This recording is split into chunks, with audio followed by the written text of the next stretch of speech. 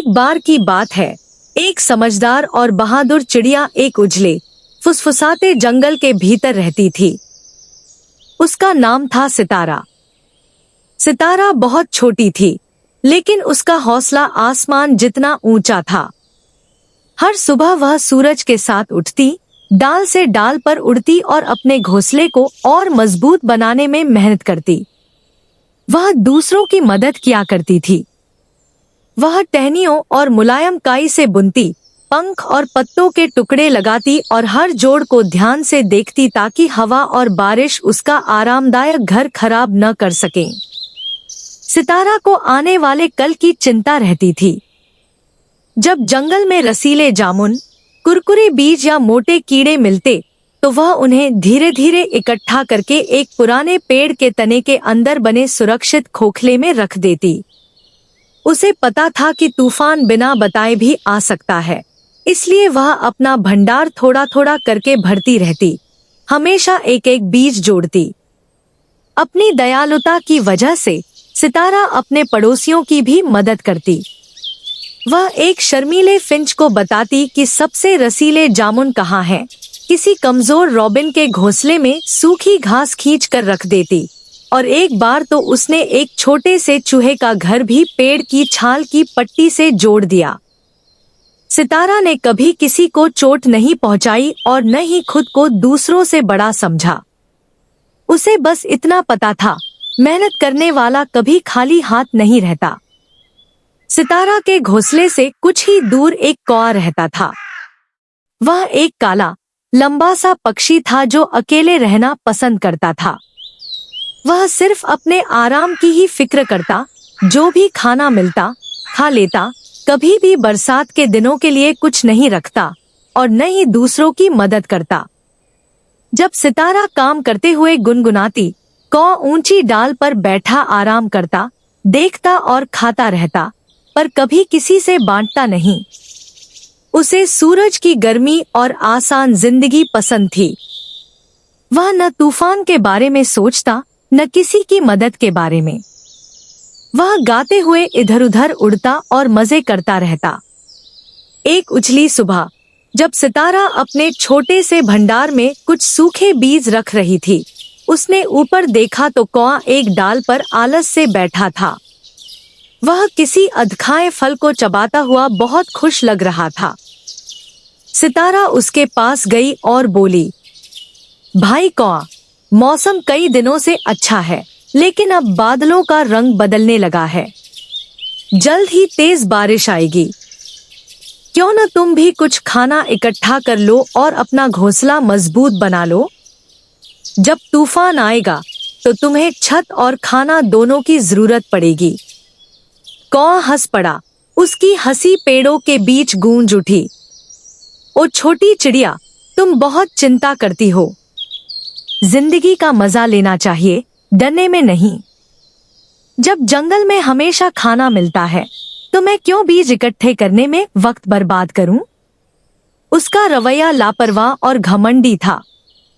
सितारा ने सिर झुकाया और मुस्कुरा दी। जैसी तुम्हारी मर्जी, उसने कहा। लेकिन याद रखना, अच्छे दिन हमेशा नहीं रहते।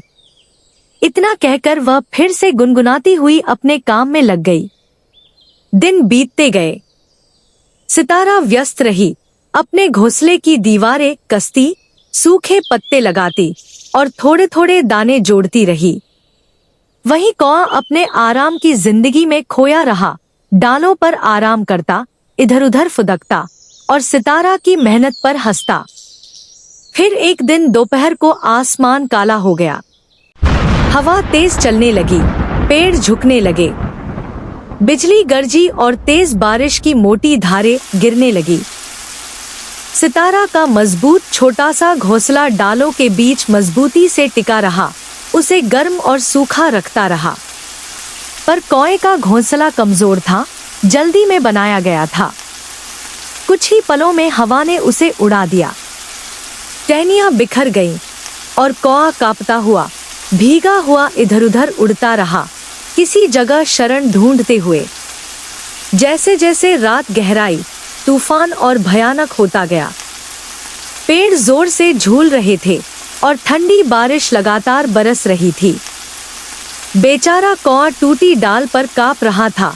उसके पंख भीग चुके थे, पेट खाली था और दिल डर से भर गया था। वह तूफान के बीच उड़ता हुआ एक एक करके सभी घोंसलों पर गया। कृपया, उसने रॉबिन्स से कहा, मुझे आज रात अपने पास रहने दो। मेरा घर टूट गया है। रॉबिन्स ने दुखी होकर सिर हिलाया। ओ कौए, हमारा घोंसला बहुत छोटा है, तुम्हारे लिए जगह नहीं है। वह फिंच, मैना और यहाँ तक कि हनी बर्ड्स के पास भी गया, लेकिन सबने वही कहा, माफ करना कौए, हमारे घर छोटे हैं, हमारे बच्चे भी अंदर हैं। हर इनकार के साथ कौए की उम्मीद कम होती गई। ठंडी बारिश ने उसे पूरी तरह भिगो दिया। हवा उसे पत्ते की तरह इधर उधर उड़ा रही थी। आखिर उसे सितारा याद आई, वही दयालु चिड़िया जिसने उसे पहले ही चेताया था। शायद वह मुझे माफ कर दे, उसने धीरे से कहा और कमजोर पंखों से उड़ता हुआ उसके पेड़ तक पहुंचा। वह उसके गर्म और साफ सुथरे घोंसले के पास जाकर धीरे से बोला, बहन चिड़िया, बहन चिड़िया, दरवाजा खोलो, मैं कांप रहा हूँ, बाहर बहुत ठंड है। अंदर सितारा अपने बच्चों की देखभाल में लगी थी। भाई कौआ, उसने कोमल आवाज में कहा, थोड़ा इंतजार करो, मेरे बच्चे नहा रहे हैं, मैं उन्हें सुखा रही हूँ। कौआ डाल पर कांपता हुआ बैठा रहा। बारिश और तेज हो गई। कुछ देर बाद उसने फिर दस्तक दी, बहन चिड़िया, बहन चिड़िया, दरवाजा खोलो, बारिश बहुत तेज है, अब और नहीं सह सकता। सितारा ने धीरे से कहा, भाई कौआ, बस थोड़ा और इंतजार करो, मैं अपने बच्चों को तैयार कर रही हूँ। कौआ कांपता रहा और पछतावे से भर गया। तूफान बढ़ता गया और वह सोचता रहा, काश मैंने उसकी बात मान ली होती। हवा और तेज हो गई, रात और ठंडी। बारिश बर्फ जैसी हो गई और बेचारा कौआ अब और सह नहीं पा रहा था। उसके पंख भीग चुके थे, पंख सख्त हो गए और उसकी चोंच कांप रही थी। उसने फिर धीरे से दस्तक दी, बहन चिड़िया, बहन चिड़िया, दरवाजा खोलो, ठंड काट रही है, अब नहीं सह सकता, कृपया अंदर आने दो। अंदर सितारा अपने बच्चों को सोने से पहले सुगंधित पत्तियों से महका रही थी। उसने कहा, भाई कौआ, बस एक पल और, मैं अपने बच्चों को सुगंध लगा रही हूँ, फिर आ रही हूँ। लेकिन बाहर कौए की ताकत खत्म हो रही थी। उसकी आंखें भारी हो गईं और उसने बुदबुदाया, अगर उसने दरवाजा अब न खोला तो मैं इस तूफान में नहीं बच पाऊंगा। वह पेड़ के तने से टिक गया, कांपता हुआ। उसी पल सितारा ने उसकी कमजोर आवाज सुनी। उसका दयालु दिल अब और नहीं रुका। उसने जल्दी से अपने बच्चों को गर्म पत्तों में लपेटा और दरवाजा खोल दिया। ओ भाई कौआ, तुम तो जम गए हो, अंदर आओ जल्दी। उसने उसे धीरे से अंदर खींचा, उसे सूखी काई और पंखों से बना छोटा तौलिया दिया और कहा, लो, खुद को सुखाओ और इस कोने में बैठो, यहाँ गर्मी है। कौआ ने कांपते हाथों से तौलिया लिया और बोला, धन्यवाद बहन चिड़िया, तुमने मेरी जान बचा ली। सितारा मुस्कुराई और बोली, दयालुता हमेशा लौट कर आती है भाई कौआ।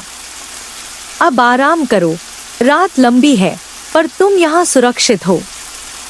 कुछ देर बाद जब गर्मी से उसका शरीर शांत हुआ तो कौआ ने चारों ओर देखा। दीवारों के बीच से जुगनू की हल्की रोशनी झलक रही थी और पहली बार उसने देखा कि सितारा ने अपना घर कितनी खूबसूरती और समझदारी से बनाया है। घोंसला बड़ा था, जितना उसने सोचा था उससे कहीं ज्यादा। हर टहनी सोच समझकर रखी गई थी। घास के रेशों से मजबूती से बुनी हुई और राल से सील की गई थी ताकि बारिश अंदर न आए। दीवारें मजबूत थी, फिर भी मुलायम, सूखी काई और पंखों से ढकी हुई ताकि ठंड न लगे। उसने बाहर झांका तो देखा कि सितारा ने घोंसले के लिए पेड़ का बहुत अच्छा हिस्सा चुना था, जहां 3 बड़ी डालें एक साथ मिलती थी, जहां हवा की ताकत आसानी से नहीं पहुंच पाती। आसपास के पेड़ भी इतने घने थे कि वे दीवार की तरह उसके घर की रक्षा कर रहे थे। कौए की आंखें हैरानी से फैल गईं। बहन चिड़िया, मैंने कभी नहीं सोचा था कि तुम इतनी समझदार हो। तुम्हारा घर तो बहुत ही मजबूत और सुंदर है, जिसे सबसे तेज हवा भी नहीं तोड़ सकती। सितारा मुस्कुराई और अपने बच्चों को पत्ते से ढकते हुए बोली, सिर्फ समझदारी नहीं भाई कौआ, मेहनत और सोचने की आदत जरूरी है। मैं हर दिन थोड़ा थोड़ा बनाती हूँ, क्योंकि मुझे पता है कि तूफान किसी भी दिन आ सकता है। कौआ चुपचाप सिर झुकाकर बैठ गया। वह हैरान भी था और शर्मिंदा भी। इतनी छोटी और नाजुक चिड़िया ने वो कर दिखाया था जो उसने, बड़ा और ताकतवर, कभी सोचा भी नहीं था। उसने धीरे से कहा, बहन चिड़िया, मैं रोज तुम्हारी मेहनत पर हंसता था। सोचता था जब इतना खाना और धूप है तो क्यों बीज इकट्ठा करने में वक्त खराब करूं? लेकिन अब उसने सिर झुका लिया। अब समझ आया कि मैं कितना मूर्ख था। सितारा ने अपने पंख फड़फड़ाए और मुस्कुरा दी। ओ भाई कौआ, उदास मत हो। हर कोई अपनी सीख अपने वक्त पर लेता है। जरूरी ये है कि तुमने सीख लिया। कौआ ने सिर हिलाया और बोला, हाँ हाँ, अब से मैं भी तुम्हारी तरह मेहनत करूंगा। मजबूत घोंसला बनाऊंगा, खाना इकट्ठा करूंगा और दूसरों की मदद भी करूंगा। सितारा हंसी, यही तो सही बात है। मेहनत और दया से ही दिल में सुकून आता है। उसी वक्त सितारा के बच्चों में से एक ने पंख के नीचे से झांकते हुए कहा, कौआ अंकल, जब बारिश रुक जाएगी तो क्या आप हमारे लिए कुछ चमकते कंकड़ लाएंगे? कौआ मुस्कुराया, बिल्कुल छोटे से। मैं जंगल के सबसे चमकीले कंकड़ लाऊंगा। सब हंस पड़े और पूरा घोंसला खुशियों से भर गया।